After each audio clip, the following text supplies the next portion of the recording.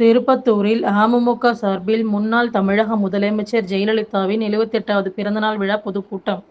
முன்னாள் அமைச்சர் பங்கேற்பு. சிவகங்கை மாவட்டம் திருப்பத்தூர் அண்ணா சிலை அருகில் அம்மா மக்கள் முன்னேற்றக் கழகத்தின் சார்பில் முன்னாள் தமிழ்நாடு முதலமைச்சர் ஜெயலலிதாவின் 78வது பிறந்தநாள் விழாவை முன்னிட்டு பொதுக்கூட்டம் நடைபெற்றது. சிவகங்கை மாவட்டம் செயலாளர் தேயர்போகி வி. பாண்டி தலைமையில் நடைபெற்ற இந்த பொதுக்கூட்டத்தில் ஜே. பேரவை இணைச் செயலாளர் மருங்கிப்பட்டி ரமேஷ், தலைமை செயற்குழு உறுப்பினரும் திருப்பத்தூர் தொகுதி பொருளாளரும் ஏ. எல். வெங்கடேஸ்வரன் ஆகியோர் முன்னிலை வகித்தனர். திருப்பத்தூர் நகர செயலாளர் அப்துல் ரஹீம் வரவேற்புரை நிகழ்த்தினார்.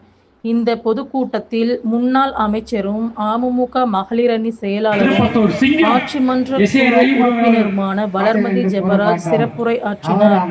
இந்த நிகழ்ச்சியில் வழக்கறிஞர் பிரிவு இணைச் செயலாளரும் சிவகங்கை தொகுதி பொருளாளருமான அன்பரசன், இலக்கிய அணி துணைச் செயலாளரும் காரைக்குடி தொகுதி பொறுப்பாளரும் அம்சக்கண்ணன், பொறியாளர் அணி தலைவரும் காரைக்குடி தொகுதி பொறுப்பாளருமான சரவணன், தலைமை கழக பேச்சாளர் கங்கை சக்தி, ஒன்றிய செயலாளர் பாலசுப்ரமணியன், வடக்கு ஒன்றிய செயலாளர் கிழக்கு ஒன்றிய செயலாளர் மேற்கு ஒன்றிய செயலாளர் கதிர், கல்லல் வடக்கு ஒன்றிய செயலாளர் வாசு, சிங்கம்னாரி தெற்கு ஒன்றிய செயலாளர் முத்துகிருஷ்ணன், வடக்கு ஒன்றிய செயலாளர் ராஜேந்திரன், நகர ஓட்டுநர் அணி தலைவர் கிருஷ்ணகுமார், வார்டு செயலாளர்கள் மோகன்தாஸ், எம். ஆர். ஆடியோ, நகர ஜே. பேரவை செயலாளர் பழனிக்குமார், பந்தா பாண்டியன் மற்றும் அதிமுக சார்பில் பொதுக்குழு உறுப்பினர் கரூர் சிதம்பரம், மாவட்ட பாசறை செயலாளர் பிரபு, ஒன்றிய செயலாளர் முருகேசன்,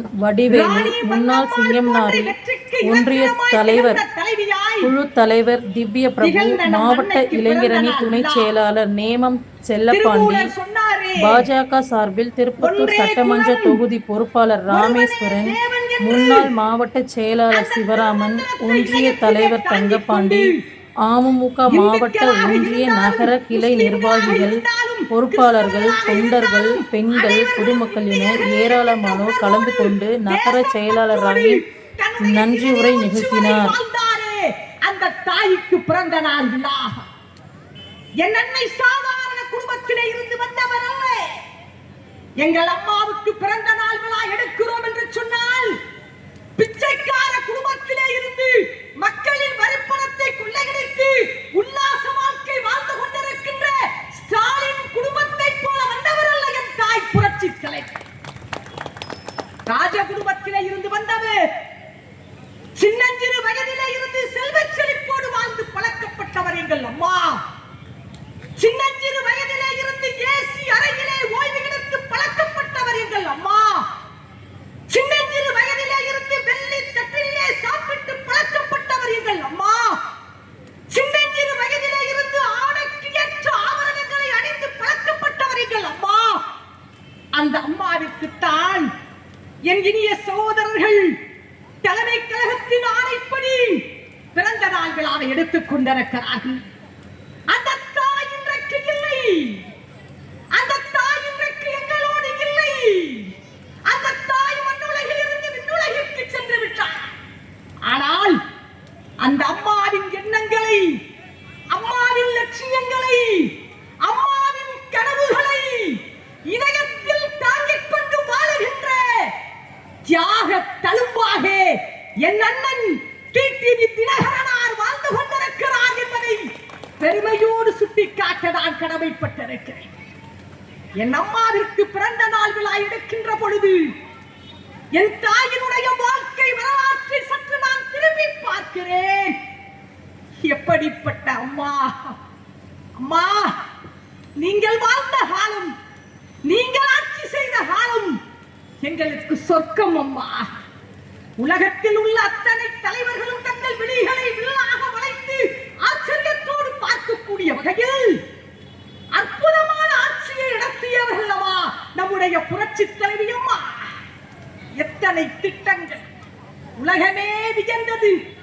இப்படிப்பட்ட ஒரு பெண்மணியா, இப்படிப்பட்ட முதலமைச்சர் நம்முடைய மாநிலத்திற்கு கிடைக்கவில்லையே என்று அத்தனை பேரும் ஏங்கி தவிக்கக்கூடிய வகையில் அற்புதமான ஆட்சியை நடத்தியவர் எங்கள் அம்மா.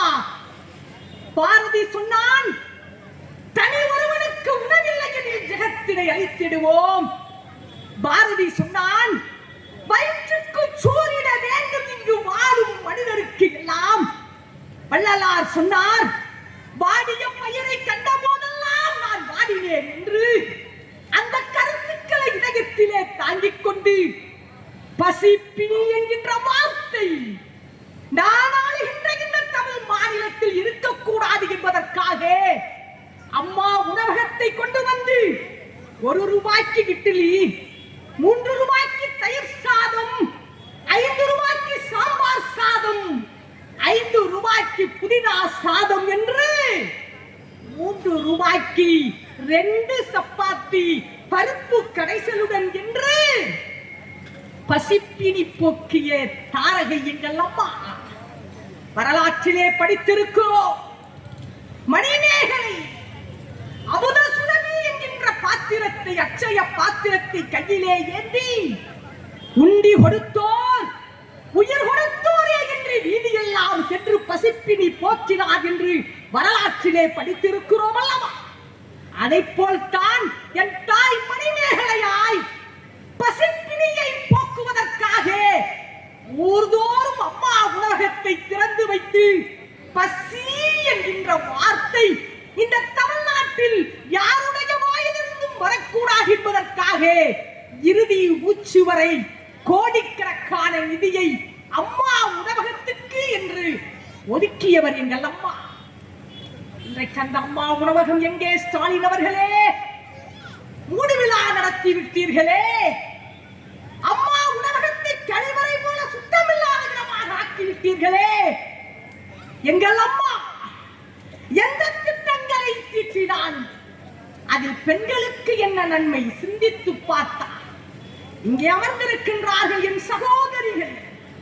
அந்த சகோதரிகள் எங்கள் அம்மாவினுடைய ஆட்சியில் எவ்வளவு மகிழ்ச்சியோடு வாழ்ந்தார்கள் தெரியுமா?